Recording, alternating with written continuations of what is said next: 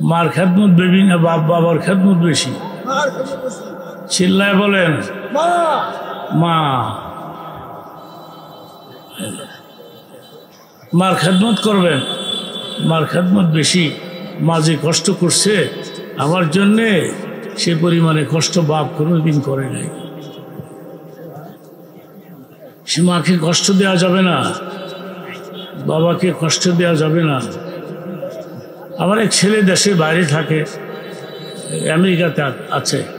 আমার এক ছেলে বিয়ে শাদী করছে, সংসার যাই করছে। বছরে আমি একবার যাই, এবার আমি যাই নাই, কারণ আমি কি যাব, দেশের পরিস্থিতি ভালো না, কোন দিক দিয়ে যাবো না যাবো, ধরা ফিরে দিয়ে যাই যাব। সরকারের মাথা ঠিক নাই, যে কারে কোন সময় ধরে ঠিক নাই। ছোট্ট করে বলে ফেলি 1 মিনিটে, তারপরে তো মাছ ঠিক আছে। আচ্ছা ঠেট করে দাও, একবারে আমার উপরে আইনা দিয়ে না।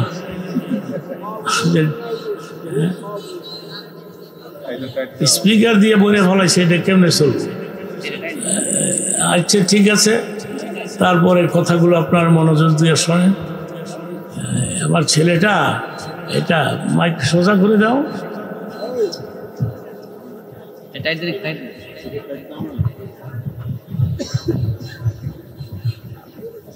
ঠিক আছে,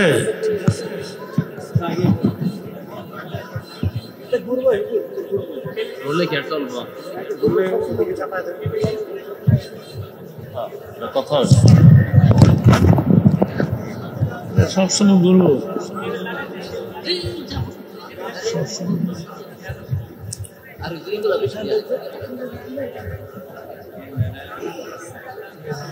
এই তাপটা ঘুরে এখন কি করার সুবহানাল্লাহ সুবহানাল্লাহ।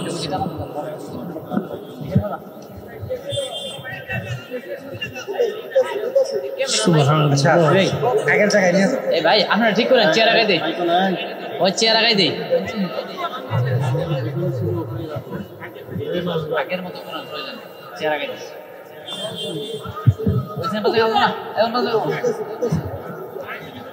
ওইখানে কাজ হবে না ভাই, ওইখানে কাজ হবে, বাদ দিবেন এইখানে এইখানে দাও দাও, এইভাবে থাক।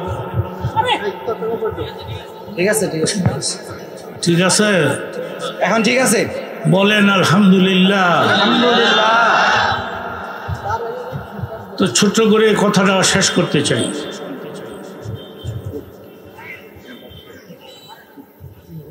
আমার এই ছেলেটা যখন ছোট ছিল, 2-1 কদম হাঁটতে পারতো, তো একদিন আমি বাসায় গিয়ে দেখলাম পায়খানা করে পুরা শরীরটা বিনাশ করে ফেলেছে।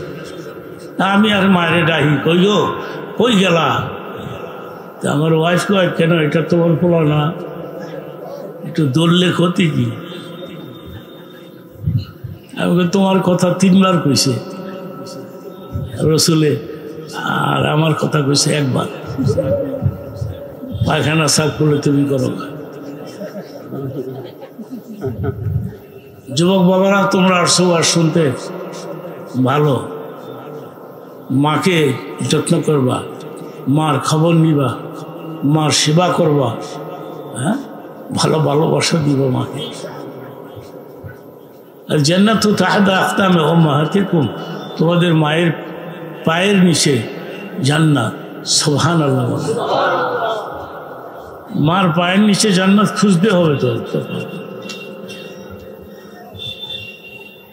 ছোট হাদিস শরীফের একটা ঘটনা আমি বলে আমার বয়ান শেষ করব, এই ছোট্ট করে বলে ফেলবো।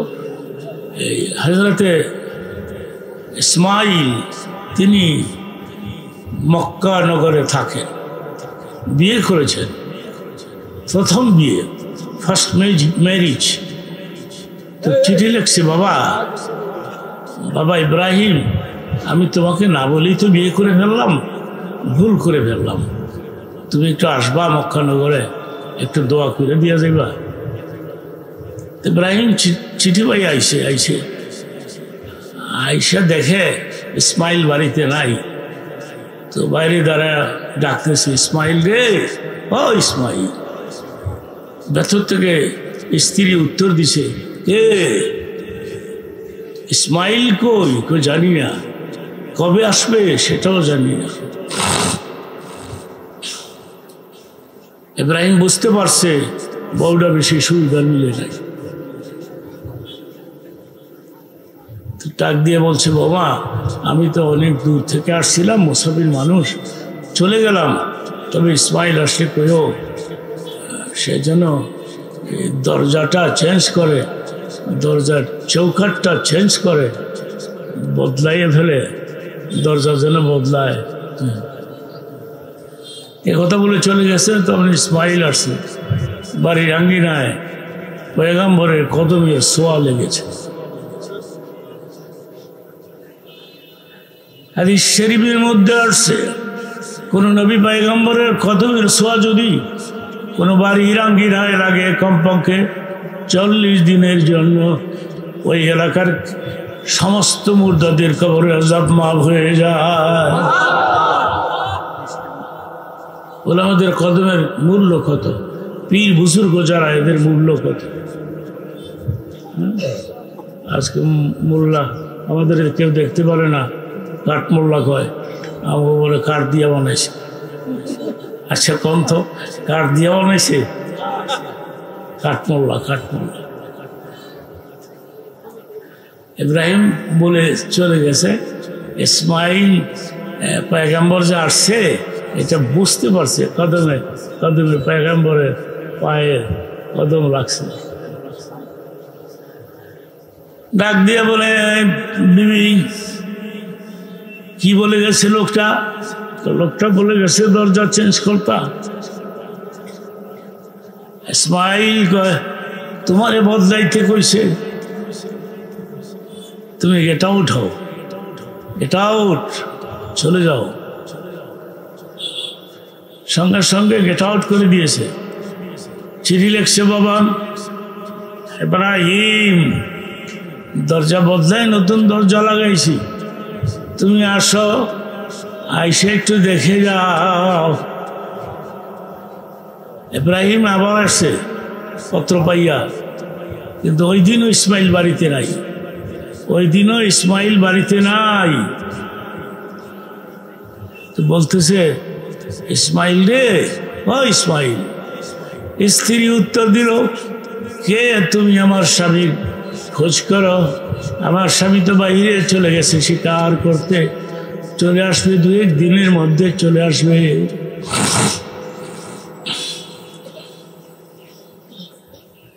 তোমরা কেমন আছো? আলহামদুলিল্লাহ।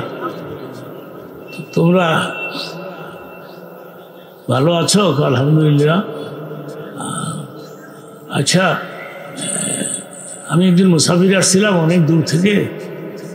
মুসাফির, আপনার পরিচয় না দিলে বুঝবো কেমনে? আপনি আপনার পরিচয়টা দেন। ডাক দিয়ে বলে, বাবা, বৌমা, আমি ইব্রাহিম খলিলুল্লাহ। পুত্রবধূ কয়, আপনার নাম তো আমার স্বামীর কাছে শুনছি, দিন রাত 24 ঘন্টা শুধু আপনার তারিফ করে, আপনার প্রশংসা করে। বিবিরে, আমার বাবার মতো বাবা হয় না, সুবহানাল্লাহ বলে।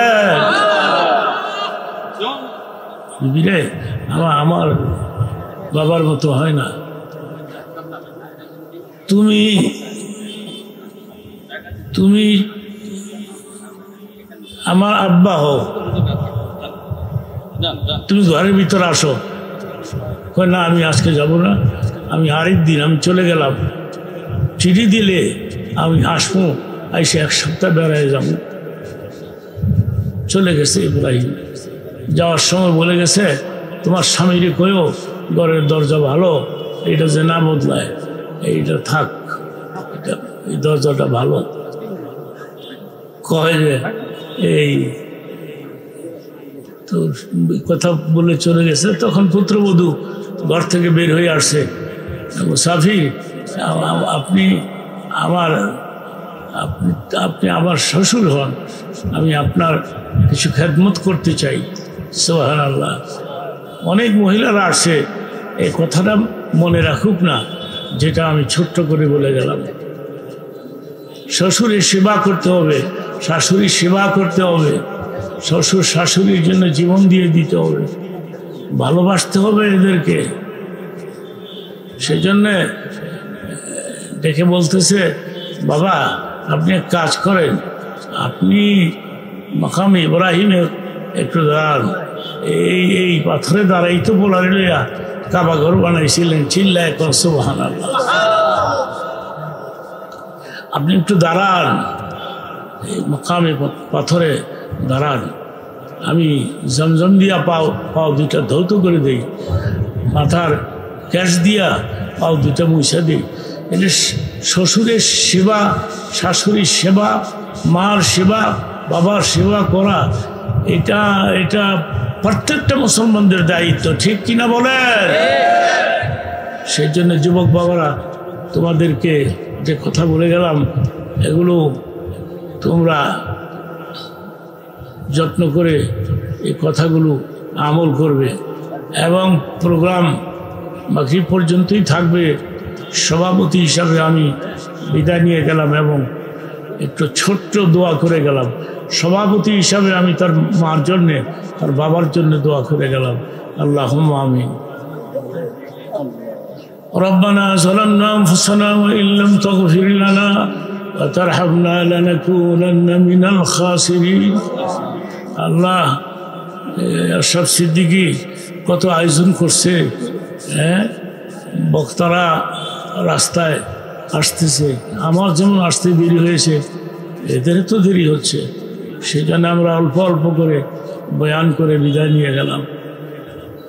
আশরাফ সিদ্দিকীর জন্য দোয়া করি, আল্লাহ পাক তার ইজ্জতকে বাড়াই দেন। কত টাকা খরচ করেছে, ওলামাদের পেছনে করেছে, খাওয়া দাওয়া এটা করেছে, এগুলি করেছে, তো এগুলি তুমি মঞ্জুর করে নিও। তার মা বাবারে মাফ করে দাও, মায়েরে মাফ করে দাও, বাবারে মাফ করে দাও, মায়েরে মাফ করে দাও, বাবারে মাফ করে দাও। আমাদের মা বাপ মরে গেছে, মাফ করে দিও। দাদা দাদি মারা গেছে, দাদা দাদি মারা গেছে, নানা নানি মারা গেছে। এরা আশরাফ সিদ্দিকী আমাকে অনেক ভালোবাসে, আর আমিও কষ্ট করে অনেক আসছি। আল্লাহ তার আয়োজনটা কবুল করে নাও। যত আয়োজন করেছে সব তুমি কবুল করে নাও। আল্লাহ, এই প্রোগ্রামটা আমি রেখে গেলাম তোমার হাতে, তুমি দেখে রেখো। আল্লাহ, করতে ধৈর্যের সাথে বসে বয়ান করতে পারে, ওলামারা আসতেছে, আসবে, বয়ান করবে।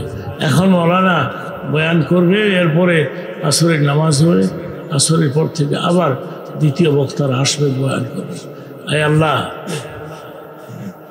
সুবহান রাব্বিকা রাব্বিল ইজ্জাতি আম্মা ইয়াসিফুন ওয়া সালামুন আলাল মুরসালিন ওয়ালহামদুলিল্লাহি রাব্বিল আলামিন।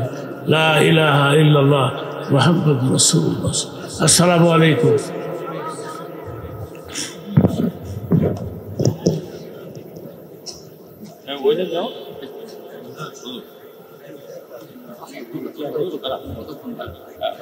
আসসালামু আলাইকুম। হ্যাঁ বাবাজি।